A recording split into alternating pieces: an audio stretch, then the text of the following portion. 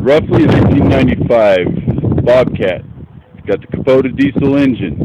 It's a 553 model, okay? What had happened is it rolled down a hill. So there's some structural damage, and the outside cage was damaged. It's got a front bucket, motor, okay? All in good shape. Rams are in good shape. Controls are in good shape. The gentleman who was working on it is actually very professional about it. The way he pulled things, but the overhead cage has got some bending to it. For the, how much were you asking? $2,000. Okay?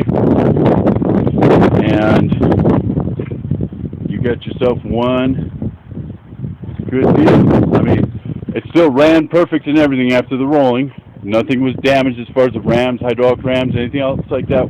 None of that was damaged. Okay? Just the overhead cage on top. So, harness is set aside, nice and neat, professionally neat, not, you know.